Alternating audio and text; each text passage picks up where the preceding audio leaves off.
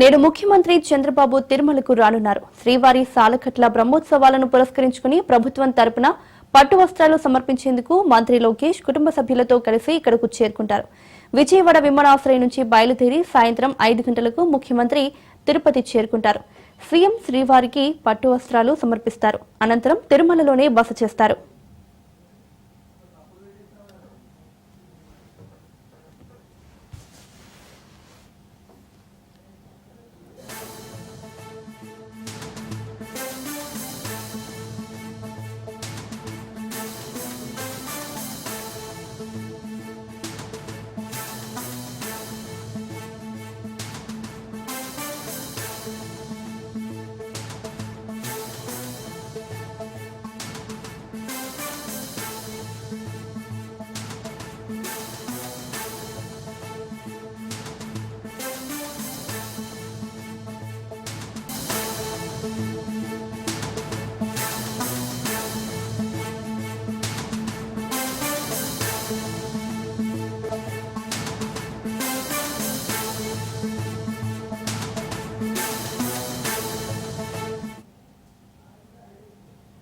శాసనసభలో తనను ప్రతిపక్ష నేతగా గుర్తించాల్సిందిగా ఆదేశాలివ్వాలంటూ ఎమ్మెల్యే మాజీ సీఎం జగన్ మరోసారి హైకోర్టును ఆశ్రయించారు. శాసనసభలో తనకు ప్రతిపక్ష నేత హోదా ఇచ్చేందుకు తిరస్కరిస్తూ స్పీకర్ అయ్యన్న పాత్రుడు ఈ ఏడాది ఫిబ్రవరి 5న ఇచ్చిన రూలింగ్ ను చట్ట విరుద్ధమైనదిగా ప్రకటించాలని, దానిని రద్దు చేయాలని కూడా కోరుతూ పిటిషన్ దాఖలు చేశారు. ఈ రూలింగ్ ను ఆంధ్రప్రదేశ్ జీత భత్యాలు, పెన్షన్లు, అనర్హతల తొలగింపు చట్టానికి విరుద్ధంగా ప్రకటించాలని కోరారు.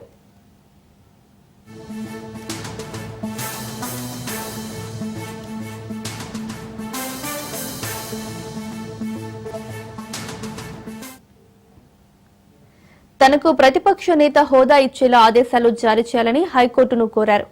ఈ వ్యాఖ్యలు శాసనసభ కార్యదర్శి, స్పీకర్ కార్యదర్శి, న్యాయ శాసన వ్యవహారాల శాఖ కార్యదర్శితో పాటు స్పీకర్ అయ్యన్న పాత్రుడు, శాసనసభ వ్యవహారాల మంత్రి పయ్యావుల కేశవ్ను వ్యక్తిగత హోదాలో ప్రతివాదులుగా పేర్కొన్నారు.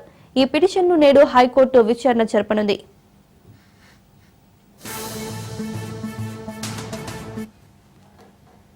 ఇదే అంశానికి సంబంధించి మరింత సమాచారం మా ప్రతినిధి రమేష్ అందిస్తారు. రమేష్, చెప్పండి.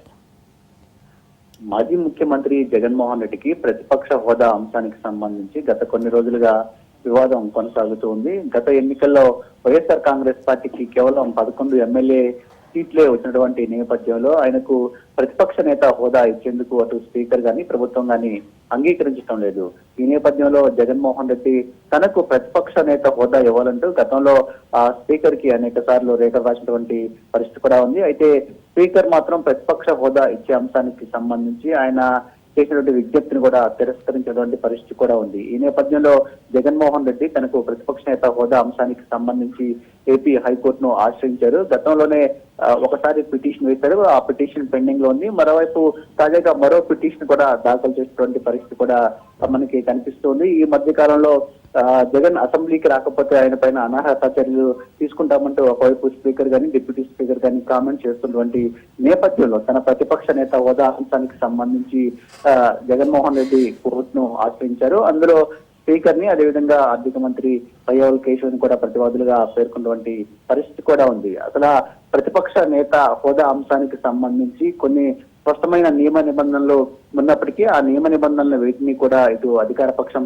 పాటించడం లేదని చెప్తూ ఉన్నారు. అంతేకాకుండా శాసనసభలో మొత్తం 4 పార్టీలకు మాత్రమే ప్రాతినిధ్యం ఉంది. ఆ 4 పార్టీల్లో టీడీపీ, బీజేపీ, జనసేన అధికార పక్షంలో ఉంది. వైఎస్ఆర్ కాంగ్రెస్ పార్టీ మాత్రమే ఇంకా అసెంబ్లీలో ఉంది. ఈ లెక్కన ఖచ్చితంగా వైఎస్ఆర్ కాంగ్రెస్ పార్టీకి ప్రతిపక్ష నేత హోదా ఇవ్వాల్సి ఉంటుందనేది జగన్ చేస్తున్నటువంటి వాదన. అంతేకాకుండా ప్రతిపక్ష నేత హోదా ఇస్తే ప్రజల సమస్యలకు సంబంధించి తనకు సభలో మాట్లాడటానికి అవకాశం వస్తుంది. ప్రజా సమస్యల పైన ప్రభుత్వంపై ఒత్తిడి తీసుకొచ్చి వారి సమస్యల పరిష్కారానికి తన వంతుగా ప్రయత్నం చేయడానికి అవకాశం ఉంటుంది. కాబట్టి ఖచ్చితంగా తనకు ప్రతిపక్ష నేత హోదా ఇవ్వాలనే అంశాన్ని కూడా మాజీ సీఎం జగన్మోహన్ రెడ్డి హైకోర్టు ముందు ఉంచారు. ఈ అంశానికి సంబంధించి ఈ రోజు కోర్టులో విచారణ జరిగే అవకాశం ఉంది. ఖచ్చితంగా న్యాయస్థానాల్లో తమకు ప్రతిపక్ష నేత హోదా అంశానికి సంబంధించి న్యాయం జరుగుతుందంటూ కూడా మాజీ సీఎం జగన్మోహన్ రెడ్డి ఆశాభావాన్ని వ్యక్తం చేస్తూ ఉన్నారు. గతంలో కూడా ఇదే అంశాన్ని ఆయన చెప్పడం జరిగింది. ప్రతిపక్ష నేత హోదా అంశానికి సంబంధించి స్పీకరు కోర్టుకు రిప్లై ఇవ్వాలి. రిప్లై ఇస్తే దానికి సంబంధించిన తీర్పు కూడా వస్తుంది. కాబట్టి స్పీకర్ ఆ విధమైన చర్యలు తీసుకోవాలి. అలా కాకుండా తనను టార్గెట్ చేస్తూ విమర్శలు చేయడం సరికాదని గతంలో జగన్మోహన్ రెడ్డి కూడా అభిప్రాయపడ్డారు. ఇక హైకోర్టులో ఈ కేసు విచారణ సందర్భంగా గతంలో కొన్ని రాష్ట్రాల్లో ఏ పార్టీకి ఎన్ని ఎమ్మెల్యే సీట్లు వచ్చాయి, ఆ సీట్ వచ్చిన సందర్భంలో అక్కడటువంటి ప్రభుత్వాలు కానీ స్పీకర్ కానీ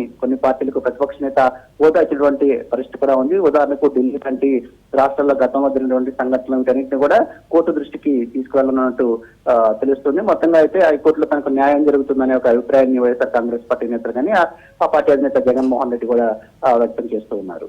రైట్ రమేష్, థ్యాంక్ యూ.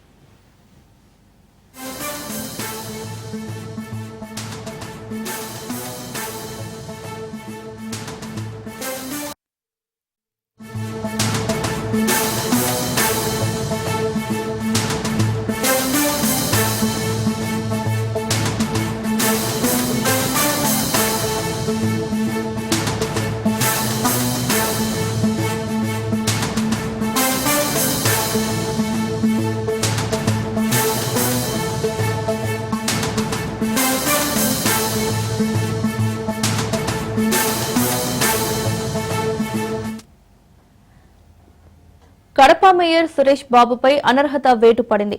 ఆయనపై పలు వివాదాలు, ఆరోపణలు ఉన్న నేపథ్యంలో ప్రభుత్వం గతంలోనే షోకాస్ నోటీసులు ఇచ్చింది. తాజాగా మేయర్ పదవి నుంచి సురేష్ బాబును తొలగిస్తూ ప్రభుత్వం ఉత్తర్వులు జారీ చేసింది. కూటమి ప్రభుత్వం అధికారంలోకి వచ్చినప్పటి నుంచి లోకల్ ఎమ్మెల్యే రెడ్డప్ప గారి మాధవి మధ్య వివాదం కొనసాగుతుంది. కడప కౌన్సిల్లో మేయర్ సీటు పక్కన కుర్చీ వేయకపోవడంతో అప్పటి నుంచి ఇద్దరి మధ్య రచ్చ కొనసాగింది. మేయర్ సురేష్ తనకు గౌరవం ఇవ్వలేదని ఆమె పలుమార్లు మండిపడ్డారు.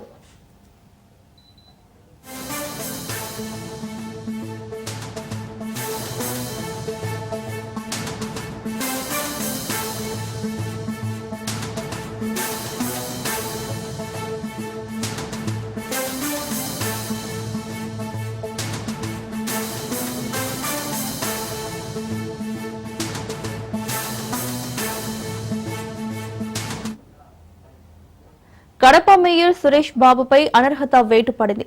ఆయనపై పలు వివాదాలు, ఆరోపణలు ఉన్న నేపథ్యంలో ప్రభుత్వం గతంలోనే షోకాస్ నోటీసులు ఇచ్చింది. తాజాగా మేయర్ పదవి నుంచి సురేష్ బాబును తొలగిస్తూ ప్రభుత్వం ఉత్తర్వులు జారీ చేసింది. కూటమి ప్రభుత్వం అధికారంలోకి వచ్చినప్పటి నుంచి లోకల్ ఎమ్మెల్యే రెడ్డప్ప గారి మాధవి మధ్య వివాదం కొనసాగుతుంది. కడప కౌన్సిల్లో మేయర్ సీటు పక్కన కుర్చీ వేయకపోవడంతో అప్పటి నుంచి ఇద్దరి మధ్య రచ్చ కొనసాగింది. మేయర్ సురేష్ తనకు గౌరవం ఇవ్వలేదని ఆమె పలుమార్లు మండిపడ్డారు. ఇదే అంశానికి సంబంధించి మరింత సమాచారం మా రిపోర్టర్ హుసేన్ అందిస్తారు. Hussain. Okay, thank you Mounika. Kadapa నగర మేయర్ సురేష్ బాబుకు పదవీ గండం తప్పని పరిస్థితి ఏర్పడింది. ఆయన ఆ కుర్చీని చివరకు వదులుకోవాల్సినటువంటి పరిస్థితులు దాపురించిందని చెప్పుకోవచ్చు. మేయర్ ను ఆ పదవి నుంచి దించడంలో పట్టుపట్టినటువంటి కడప ఎమ్మెల్యే రెడ్డప్ప గారి మాధవిరెడ్డి శపథం నెరవేరింది. మేయర్ సురేష్ బాబును ఆ పదవి నుంచి తొలగిస్తూ పురపాలక శాఖ రాష్ట్ర ముఖ్య కార్యదర్శి అయినటువంటి సురేష్ కుమార్ ఈ మేరకు ఉత్తర్వులను కూడా జారీ చేయడం జరిగింది. గతంలోనే ఈ రకమైనటువంటి ఉత్తర్వులను రాష్ట్ర పురపాలక శాఖ ఉత్తర్వు జారీ చేసినప్పటికీ మేయర్ న్యాయస్థానాలను ఆశ్రయించి స్టేల ద్వారా ఆ పదవిలో కొనసాగుతూ వస్తున్నారు. అయినప్పటికీ చివరాఖరకు ఆయన ఆ పదవి నుంచి వైదొలగక తప్పలేదు. ఈ మేరకు సురేష్ బాబు ఆ పదవి నుంచి ఎందుకు వచ్చిందో అన్నటువంటి అంశాన్ని విశ్లేషించుకుంటే, కూటమి ప్రభుత్వం అధికారంలోకి వచ్చాక నగరంలో చెత్త సేకరణకు సంబంధించినటువంటి విషయంలో ఇద్దరి మధ్య తీవ్రమైనటువంటి వివాదం చోటు చేసుకుంది. చెత్తను సరిగ్గా తొలగించకుండా ప్రభుత్వానికి చెడ్డ పేరు తెచ్చే విధంగా మేయర్ సురేష్ బాబు ప్రవర్తిస్తున్నారంటూ కొత్తగా ఎన్నికైనటువంటి టీడీపీ ఎమ్మెల్యే మాధవిరెడ్డి తీవ్ర స్థాయిలో ఆరోపించారు. ఉద్దేశపూర్వకంగానే చెత్త సేకరించే ఆటోలను తగ్గించి కడప నగర వీధుల్లో వ్యర్థాలను అలాగే వదిలేశారంటూ ఆరోపణలు కూడా చేయడం జరిగింది. ఈ ఆరోపణలు తీవ్ర స్థాయికి వెళ్లిపోయాయి. ఈ వైఫల్యాన్ని ఎత్తి చూపుతూ మేయర్ సురేష్ బాబు ఇంటి ముందు చెత్త వేయడం జరిగింది. ఈ విషయం అప్పట్లో సంచలనం కూడా అయింది. ఎమ్మెల్యే మాధవిరెడ్డి సురేష్ బాబుకు మధ్య ఈ వివాదం తీవ్ర స్థాయిలో ముదిరిపోయింది. ఈ సందర్భంలోనే 2024 ఆగస్టులో జరిగినటువంటి కడప నగరపాలక సంస్థ సర్వసభ్య సమావేశంలో ఎమ్మెల్యే మాధవిరెడ్డికి వేసినటువంటి కుర్చీని కూడా తొలగించడం జరిగింది. వేదికపై తనకు కుర్చీ లేకుండా చేసిన సురేష్ బాబును అదే వేదికపై మేయర్ కుర్చీని లేకుండా చేస్తానని అప్పట్లో శపథం చేశారు మాధవిరెడ్డి. ఈ పరిణామాల్లోనే నగరపాలక సంస్థ పరిధిలో జరిగినటువంటి అనేకమైన అభివృద్ధి కార్యక్రమాల్లో అవకతవకలు, అవినీతి పనులు నిబంధనలకు విరుద్ధంగా జరిగాయంటూ ఆమె ఉన్నతాధికారులను ఆశ్రయించారు. మేయర్ తన కుటుంబ సభ్యుల పేరుతో ఉన్నటువంటి వర్ధిని కన్స్ట్రక్షన్స్ కంపెనీ ద్వారా పనులు చేశారని ఆరోపణలు చేశారు. రాత మూలకంగా పలు సాక్ష్యాలతో రాష్ట్ర పురపాలక శాఖకు అందజేశారు కూడా మాధవిరెడ్డి. ఈ నేపథ్యంలో 2025 మార్చి 24న వర్ధిని కన్స్ట్రక్షన్స్ కంపెనీకి సంబంధించినటువంటి అంశంపై విచారణకు హాజరు కావాలంటూ పురపాలక శాఖ నోటీసులు జారీ చేసింది. దీంతో నగర మేయర్ అయినటువంటి సురేష్ బాబు హైకోర్టును ఆశ్రయించారు. తర్వాత మే 13న పురపాలక శాఖ ముఖ్య కార్యదర్శి ఎదుట హాజరై సురేష్ బాబు తన వాదనను సైతం వినిపించారు. అలాగే ఇదే ఏడాది మే 14న సురేష్ బాబును మేయర్ పదవి నుంచి తొలగించి 2 వారాల తర్వాత ఆ ఉత్తర్వులు అమల్లోకి వచ్చే విధంగా ఆ ఉత్తర్వులను జారీ చేయడం జరిగింది. తర్వాత మే 22న సురేష్ బాబు కోర్టుకు వెళ్లినా ఫలితం లేకుండా పోయింది. తిరిగి హైకోర్టు డివిజన్ బెంచ్ ను ఆశ్రయించినటువంటి సురేష్ బాబు మళ్ళీ తన వాదనను వినిపించేందుకు అవకాశం ఇవ్వాలంటూ పురపాలక శాఖకు హైకోర్టు ఉత్తర్వులను ఆదేశించడం జరిగింది. ఈ క్రమంలోనే ఆ తర్వాత జరిగినటువంటి జూలై 18న పురపాలక శాఖ జారీ చేసినటువంటి మేయర్ అనర్హత ఉత్తర్వులను రద్దు చేస్తూ కోర్టు సంచలన నిర్ణయం తీసుకుందని చెప్పుకోవచ్చు. అయితే ఆగస్టు 13న తన వాదనను వినిపించాలని పురపాలక శాఖ మేయర్ కు తిరిగి నోటీసులు సర్వ్ చేసింది. అయినప్పటికీ ఆయన ఆ వాదన చెప్పడానికి హాజరు కాకపోవడం విశేషం. అనంతరం తిరిగి సెప్టెంబర్ అంటే ఈ నెల 3న మళ్ళీ నోటీసులు జారీ చేయడంతో సురేష్ బాబు తన వాదనను మరోసారి వినిపించుకున్నారు. చివరాఖరకు నిన్నటి రోజు అంటే నిన్న జరిగినటువంటి పరిణామ క్రమంలో పురపాలక శాఖ వర్ధిని కన్స్ట్రక్షన్స్ చేపట్టిన అన్ని పనులకు సంబంధించి పూర్తి స్థాయిలో పరిశీలించి అక్రమాలు జరిగాయని నిర్ధారించింది. సురేష్ బాబుకు అనర్హత ఉత్తర్వులను జారీ చేయడం జరిగింది. దీంతో కడప రాజకీయాల్లో మరోమారు వేడెక్కాయని చెప్పుకోవచ్చు. Mounika. Right Hussain, thank you.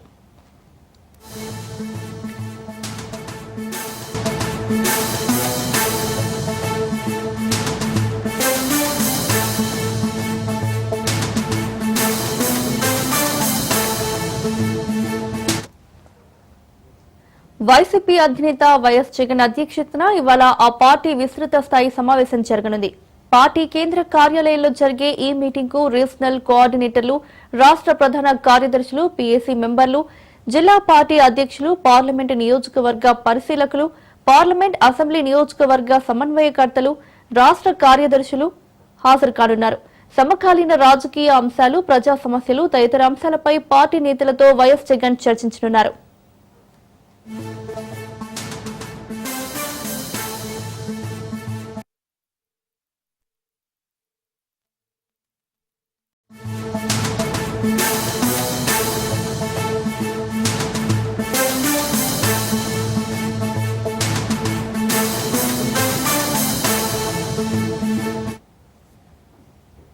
Telangana రాష్ట్ర వ్యాప్తంగా 5 నెలలుగా పెండింగ్ లో ఉన్న కమిషన్ ను విడుదల చేయాలని రేషన్ డీలర్లు డిమాండ్ చేశారు.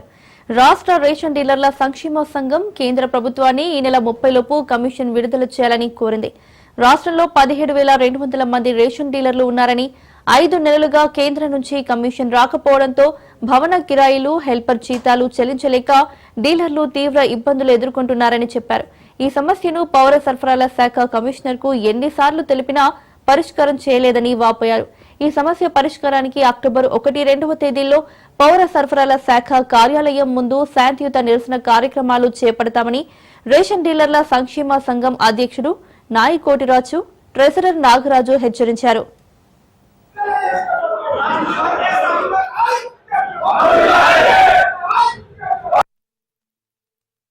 ప్రత్యేకంగా 17,200 కుటుంబాల తరపు నుంచి మీ అందరికీ ఒక రిక్వెస్ట్ ఏంటంటే, దాదాపు 6 నెలలు చేసినటువంటి పనికి రాష్ట్ర ప్రభుత్వం ఇప్పటి వరకు కూడా మాకు కమిషన్ ఇవ్వకపోవడం అనేది దురదృష్టం. ఈ నెలలో బతుకమ్మ పండుగ, దసరా పండుగ, దీపావళి వచ్చింది కాబట్టి మా ఒక్క డీలర్లందరూ కూడా రాష్ట్ర వ్యాప్తంగా కూడా మరి వాళ్ళు పిల్లలకు చదువు డబ్బులు గాని, అదే విధంగా రెంట్స్ గాని, దిగిన అమాలి గాని, తూకం చేసినటువంటి వ్యక్తికి పేమెంట్ గాని, మరి వారి యొక్క జీవనోపాధి కూడా దాదాపు 35-40 ఏళ్ల నుంచి వ్యవస్థలో పనిచేసుకుంటూ ఈ రోజు వరకు కూడా ఏ ప్రభుత్వం ఉన్నా ఆ ప్రభుత్వానికి అనుకూలంగా ప్రభుత్వానికి పూర్తిగా సహకరిస్తూ 40 ఏళ్ల నుంచి మేము పనిచేస్తూ ఉన్నాం. మరి ఇంత దౌర్జన్యమైనటువంటి పరిస్థితి, 6 నెలల నుంచి కూడా కమిషన్ ఇవ్వలేని పరిస్థితి, ఈ రోజు తీసుకోలేని పరిస్థితి, మరి ఎన్నో మెమరండాలు సంబంధించిన అధికారి గారికి సంబంధించిన మినిస్టర్ గారికి ఎప్పటికప్పుడు ఎలక్ట్రానిక్ మీడియా ప్రింట్ మీడియా ద్వారా తెలుపుతూనే ఉన్నాం. మరి తెలంగాణ రాష్ట్రంలోనే బతుకమ్మ పండుగ, దసరా పండుగ ఈ రోజు బట్టలు కొనకుండా పండుగ చేయలేని పరిస్థితిలో మా రేషన్ డీలర్లు ఉన్నారంటే ఎంత ప్రభుత్వం మా గురించి ఎంత ఆలోచిస్తుందో మీరు ఒక్కసారి అర్థం చేసుకోండి. కర్నూలు జిల్లా విద్యాశాఖలో ఉద్యోగాల పేరుతో ఘరానా మోసం వెలుగు చూసింది. చదువుకున్న నిరుద్యోగులే టార్గెట్ గా మాయమాటలతో అమాయకుల నుంచి లక్షలు కొట్టేశారు. గెస్ట్ ఫ్యాకల్టీ, వాలంటీర్ టీచర్ ఉద్యోగాల పేరుతో బురిడీ కొట్టించారు. కర్నూలు డీఈఓ, ఎంఈఓ సంతకాలతో సమగ్ర సర్వశిక్ష అభియాన్ ద్వారా అపాయింట్మెంట్ ఆఫర్ లెటర్ ఇచ్చారు. అప్రమత్తమైన విద్యాశాఖ అధికారి కర్నూలు జిల్లా ఎస్పీకి ఫిర్యాదు చేశారు. ఈ అంశానికి సంబంధించి కర్నూలు డీఈఓ శామ్యూల్ పాల్తో మా ప్రతినిధి మధుసూదన్ ఫేస్ టు ఫేస్. విద్యాశాఖలో నకిలీ నియామకాల కలకలం రేపుతోంది. విద్యా బోధన సోషలను ఇక్కడ నియమిస్తున్నామని చెప్పేసి సమగ్ర శిక్ష అభియాన్ కింద నియామకాలు జరిగాయి. అవన్నీ ఫేక్ అని చెప్పేసి కర్నూలు జిల్లా డిఈఓ శామ్యూల్ పాల్ ఎస్పీ కూడా ఫిర్యాదు చేయడం కూడా జరిగింది. అసలు ఏం జరిగిందో ఆయన మాటనే తెలుసుకునే ప్రయత్నం చేద్దాం. సార్ చెప్పండి, ఏం జరిగింది? ఇటీవల ఎలక్ట్రానిక్ మీడియాలో ప్రచురితమైనటువంటి కథనాంతరం ప్రకారము కొంతమంది నకిలీ ఉద్యోగాలు ఇస్తామంటూ మోసగాళ్ళు కొంతమంది అమాయకులను మోసం చేసి గవర్నమెంట్ ఆఫీసులో సీట్లు వేసుకొని వాళ్ళు ఉద్యోగాలు ఇస్తున్నామని చెప్పి చాలా చాకచక్యంగా వాళ్ళు మోసం చేసి వాళ్ళ దగ్గర నుంచి డబ్బులు తీసుకొని వాళ్ళ నియామకాలు ఇచ్చారు. ఇటువంటి ఈ మధ్యలో కర్నూలు జిల్లాలో జరిగినాయని మాకైతే వాస్తవంగా మా దృష్టికి మొన్న ఎలక్ట్రానిక్ మీడియా ద్వారా మాకు వచ్చింది. వాటిని మేము కొద్దిగా తనిఖీ చేసి రికార్డును పరిశీలించగా అది 100% ఫేక్ అని తేలింది. ఆ వెంటనే ఆ సంబంధిత హెడ్ మాస్టర్ గారిని వివరణ కోరాము. అతన్ని ఏదో తెలియక చేశానన్నట్టు చెప్పారు. అలాగే ఎంఈఓ సంతకం మీదే అని అడిగితే ఆమె నాదే అన్నారు. కానీ అదైతే నకిలీ నియామకం అని మేము 100% తెలిసి వెంటనే వాళ్ళ దగ్గర షోకాజ్ నోటీస్ ఇచ్చి రిప్లై తీసుకొని మరి దానికి సంబంధిత అధికారులైనటువంటి గౌరవ ఆర్జేడీ గారికి తదుపరి చర్యను పంపడం జరిగింది. అలాగే దీని వెనక హస్తం ఎవరిది అనేది చెప్పి ఆ బాధితురాలు చెప్పడంతో ఆ కృష్ణమూర్తి అనేవారు మరి వాళ్ళ బృందం కలిసి ఇదంతా చేసినట్లుగా తెలిపారు. అందుకని మరి మా పై అధికారుల ఆదేశాల మేరకు ఈరోజు కృష్ణమూర్తి గారి మీద మరి ఆ టీం మీద అసలు ఎక్కడ ఏం జరిగింది, ఎందుకు విద్యా వ్యవస్థలో ఇటువంటి మోసాలు జరుగుతున్నాయనే విషయం మీద ఆరా తీసి తప్పకుండా చర్య తీసుకోమని ఎస్పీ గారికి మరి కంప్లైంట్ ఇవ్వడం జరిగింది. కాబట్టి హెడ్ మాస్టర్లకు మళ్ళీ ఎంఈఓస్కి ఇచ్చేటువంటి సలహా ఏమిటంటే ఏదైనా ఉద్యోగ నియామకం అనేది మనందరికి తెలుసు. ఒక డిఎస్ ఉద్యోగం రావాలంటే ప్రక్రియ ఎంతో కష్టతరమైన ప్రక్రియ జరిగి ఆన్లైన్ ఎగ్జామ్ జరిగి ఆన్లైన్లో ఆర్డర్ జనరేట్ అయ్యి అది మండల విద్యాశాఖ అధికారి డిఓ గారికి కౌంటర్ సైన్ చేసిన ఆర్డరు మీరు ఆన్లైన్లో కనపడుతుంది, ఫిజికల్ కనపడుతుంది. అటువంటి ఆర్డర్స్ తీసుకోవాలి. మా మెయిల్ దగ్గర వచ్చే ఆర్డర్స్ని మీరు ఇంప్లిమెంట్ చేయాలి. కానీ మీరు ఏదో వాళ్ళు ఎవరో తెలియని వ్యక్తులు తెచ్చి ఇచ్చిన ఆర్డర్ని వెంటనే ఇంప్లిమెంట్ చేయడం చాలా తప్పు. అటువంటి చేసిన వారు శిక్షార్హులు అవుతారు. కాబట్టి అటువంటి తప్పిదాలు ఎవరు చేయకూడదు. మీకు అటువంటి ఆర్డర్లు ఎవరైనా వస్తే కూడా మా నోటీస్ తీసుకొని వచ్చి అది జెన్యునా కాదా అని కనుక్కొని మీరు చేయాల్సి ఉంటుంది. ఇంతవరకు రిక్రూట్మెంట్ లీవ్ జరిగినా మీకు ఆర్డర్ కాపీలు ఆన్లైన్ బేస్లో వస్తాయి. అలాగే డిఓ గారు మెయిల్ నుంచి వస్తాయి. ఇవన్నీ చాలా మనం గుర్తుపట్టే అంశాలున్నాయి. కానీ గుర్తు తెలియకుండా చేసాము మాకు తెలియదంటే అది చట్ట ప్రకారం నేరము. అటువంటి వారు మీకు తప్పకుండా శిక్షార్హులు. కాబట్టి ఇంతవరకు జరిగినటువంటి నియామకాలు ఇంకా జిల్లాలు ఎక్కడైతే ఉన్నాయో మరి మండలాలకు మరి విద్యాశాఖలకు రావడం జరిగింది. ఆ రికార్డు వచ్చిన తర్వాత తప్పకుండా అటువంటి వారు ఎవరైతే తప్పకుండా కేసులు పెట్టి తప్పకుండా చర్య తీసుకుంటాం. విద్యా వ్యవస్థలో ఇటువంటి ప్రక్రియ జరగకూడదని మా ఆశ. కాబట్టి ఎక్కడైతే నకిలీగా ఉద్యోగాలకు కానీ మరి ఎవరైనా కానీ దీన్ని ప్రోత్సహిస్తున్న హెడ్ మాస్టర్లు కానీ మద్దతు చేస్తున్నటువంటి హెడ్ మాస్టర్లు కానీ అధికారులు ఎవరైనా మా నోటీస్కి వస్తే తప్పకుండా వారి మీద శాఖ అభివృద్ధి చర్యలు మేము తీసుకుంటాం. సార్, ఉన్నత చదువులు చదువుకున్న వారే మోసపోతున్నారు. ఇలా మోసపోయే వారికి ఏం చెప్తారు? ఉద్యోగ నియామకాలు ఏ విధంగా జరుగుతాయంటే చదువుకున్న వారు మరి నిజంగా ఇవి నకిలీ సర్టిఫికేట్లు అనేవి మనం గుర్తుపడడానికి ఎన్నో అంశాలు ఉన్నాయి. ఒక ఎగ్జామ్ రాయాలి, దాని ఆన్లైన్లో మనకు రిజల్ట్ ఉంటుంది. అలాగే అవి వాళ్ళ మొబైల్కి యాప్లో గవర్నమెంట్ సైట్లో ఆర్డర్స్ అన్నీ ఉంటాయి. అవన్నీ చూసిన తర్వాతనే మనం నమ్మాలి. కానీ ఎవరో ఉద్యోగాలు ఇస్తారంటే నమ్మడం అనేది చాలా తప్పు. అది 80% యాక్సెప్టబుల్ కాదు. ఎందుకంటే ఒక నియామకం జరగాలంటే మనందరికీ తెలుసు, ఎన్నో ఎగ్జామ్లు రాసి తదుపరి రిజల్ట్ మనకి ఎంతో బహిరంగంగా ఆన్లైన్ ట్రాన్స్పరెంట్గా ఇస్తారు. ఏ ఉద్యోగాలు, గవర్నమెంట్ ఉద్యోగాలు ఆన్లైన్ ట్రాన్స్పరెంట్ జరుగుతున్నాయి. అటువంటి వారు ఎవరు కూడా డబ్బులు అడగడం ఇట్లాంటివన్నీ జరగవండి. దయచేసి చదువుకున్న వారు ఎవరు కూడా మీరు మోసపోవద్దండి. ఏమైనా మీకు సందేహాలు ఉంటే పై అధికారుల దృష్టిలో తీసుకెళ్లి వారితో మాట్లాడి సంప్రదించి ఇట్లా ఉద్యోగాలు ఇస్తారని మీరు క్లారిటీ తీసుకొని తర్వాత మీరు ప్రొసీడ్ కావాల్సి రిక్వెస్ట్ చేస్తాం. ఏ ఉద్యోగ నియామకానికైనా నోటిఫికేషన్ అనేది కంపల్సరీ అని చెప్తున్నారు. ఏదైతే మోసం చేశారో వారిపైన ఎస్పీకి ఫిర్యాదు చేశాం, వారిపైన కంప్లైంట్ చేశాము. పోలీసులు వారిపైన కేసు నమోదు చేసి తదుపరి విచారణ జరుపుతామని చెప్తున్న పరిస్థితి. వీడియో జర్నలిస్ట్ శివశేఖర్తో మధు, రాజ్ న్యూస్, కర్నూలు. అంతర్జాతీయ ఫుట్బాల్ క్రీడాకారిణి గుగులోతు సౌమ్య ఇటీవల అఖిల భారత ఫుట్బాల్ సమాఖ్య నుంచి ఉత్తమ క్రీడాకారిణి అవార్డు అందుకుంది. ఈ సందర్భంగా ముఖ్యమంత్రి రేవంత్ రెడ్డి ఆమెను అభినందించారు. ఈ కార్యక్రమంలో క్రీడా శాఖ మంత్రి Vakiti Srihari, sports authority chairman Sivasenareddy, MD Soni Baladevi, Telangana football association అధ్యక్షుడు డాక్టర్ మొహమ్మద్ అలీ రఫాత్, ప్రధాన కార్యదర్శి తదితరులు పాల్గొన్నారు. ఫుట్బాల్లో విశిష్ట ప్రతిభ చూపిస్తున్న సౌమ్యకు రాష్ట్రం తరపున శుభాకాంక్షలు తెలియజేశారు.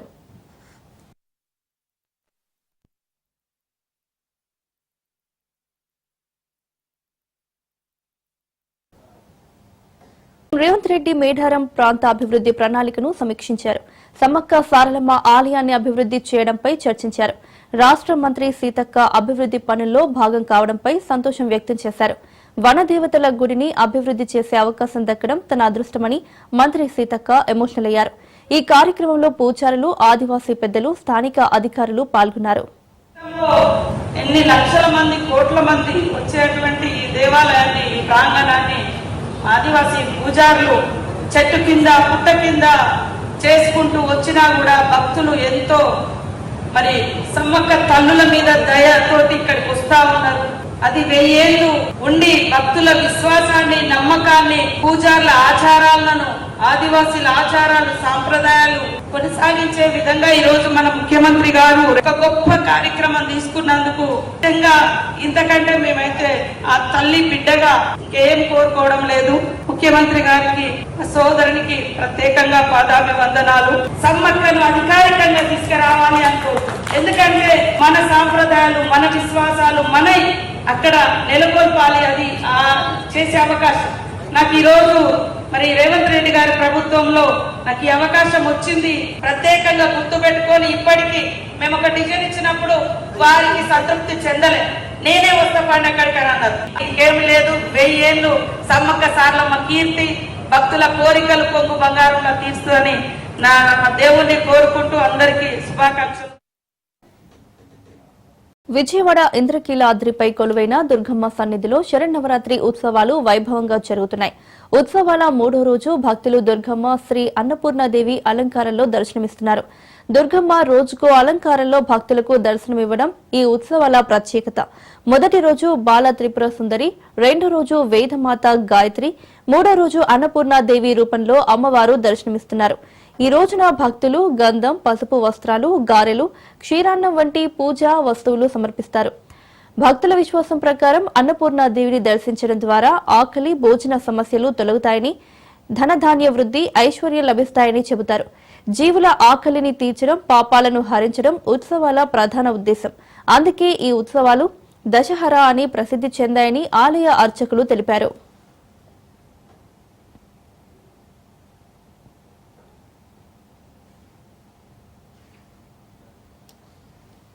నల్గొండ గడ్డ కాంగ్రెస్ పార్టీకి అడ్డా అని మంత్రి కోమటిరెడ్డి వెంకటరెడ్డి అన్నారు.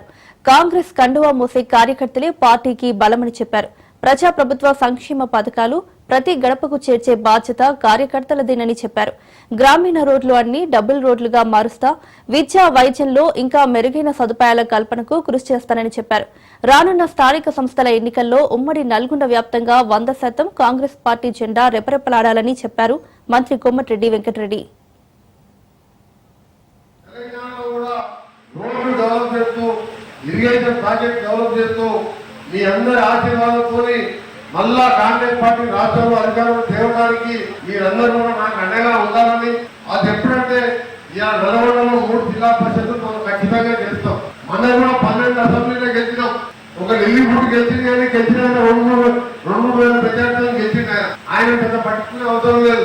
ఈసారి నేను సూర్యాపేట ఒక కాన్సెన్స్ లో ఒక రౌండ్ పడితే 100% సర్పంచ్ సూర్యాపేట గెలిపించే బాధ్యత. అందుకే 2018లో రెండోసారి హరీష్ రావు గారికి ఇరిగేషన్ స్టార్ట్ చేయలేదట. మరి 2018లో చెప్పాలి ఈ మాట.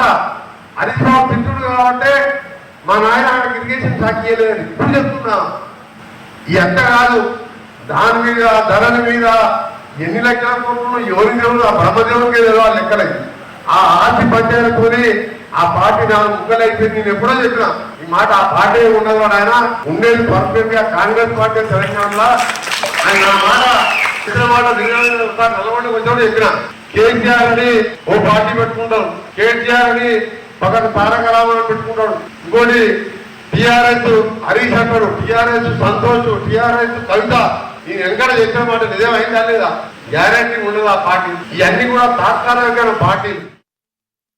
రాష్ట్ర ప్రభుత్వ ఉద్యోగులకు రికార్డు స్థాయిలో 1.25 కోట్ల నుంచి 1.50 కోట్ల వరకు ప్రమాద బీమా పథకం అమలుకు రాష్ట్ర ప్రభుత్వం కసరత్తు చేస్తోంది. రాష్ట్ర ఆర్థిక శాఖ వివిధ బ్యాంకుల యాజమాన్యాలతో అంతర్గత చర్చలు జరుపుతోంది. బ్యాంకులో శాలరీ అకౌంట్ ఉన్న ప్రభుత్వ ఉద్యోగులు అందరికీ దేశంలోనే అత్యుత్తమ స్థాయిలో ప్రమాద ఆరోగ్య బీమా అమలు చేయాలని రాష్ట్ర ప్రభుత్వం గట్టిగా ప్రయత్నాలు చేస్తోంది.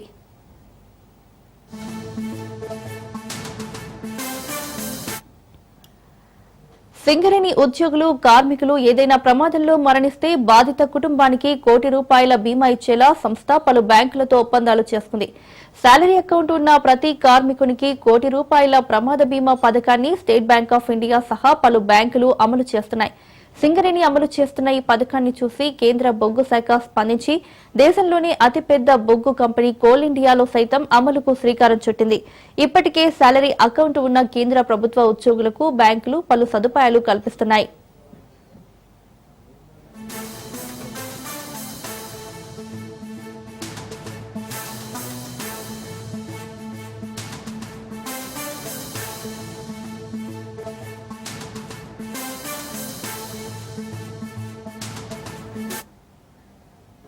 కేంద్ర ప్రభుత్వ ఉద్యోగులకు బ్యాంకులు కల్పిస్తున్న సదుపాయాల్లో ముఖ్యమైన వాటిలో ఎస్బీఐలో శాలరీ అకౌంట్ ఉన్న కేంద్ర ప్రభుత్వ ఉద్యోగి ఏదైనా ప్రమాదంలో మరణిస్తే కుటుంబానికి బ్యాంకు ₹1 కోటి బీమా చెల్లిస్తుంది.